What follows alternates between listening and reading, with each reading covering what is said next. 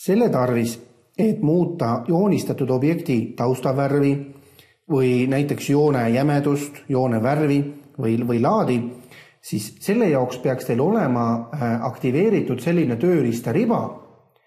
Näete, tööriistaribade aktiveerimine käib vaademenüüs ja tööriistaribad ja selle konkreetse tööriistariba nimi on joon ja täidis. Kui teil on nüüd, ei ole siin linnukest ees, siis tuleks klõpsata ja tulemuseks siis ilmub selline tööriistariba, nagu te siin näete, kus siis need põhivalikud on siin, millist joont kasutatakse, joone jämedus, joone värv, samuti millist laadi kasutatakse tausta jaoks, kas värvimist või näete, siin on ka valikutena olemas üleminekut ühelt värvilt teisele ja samuti siis ka saab seda värvi valida. Nüüd kõigepealt tuleks siis aktiveerida objekt, näiteks kasutame kõigepealt noolt. Esiteks ma sooviks selle noole teha jämedamaks. Ma võin muidugi valida ka näete siit joone stiili, aga põhiline on siis määrata siit joone jämedus. Mida rohkem ma näete sentimeetreid juurde lisan, seda jämedamaks nool läheb. Loomulikult ma võin alati käsitleda ka siis nii-öelda pikemaks lohistada. Või vastavalt lühemaks teha juhul, kui see liiga jämedaks läheb ja siis enam ei saa aru, et see nool on. Ja samuti ma võin valida joone värvi, näiteks punane.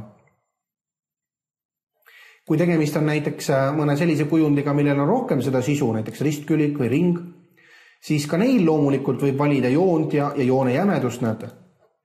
Aga siin võib-olla on tähtis just see värvimine siit seestpoolt, näiteks kui ma tahan muuta selle konkreetse joonistatud objekti taustavärvi, siis ma saan valida, kas see on värv, üleminek, viirutus või bitraster.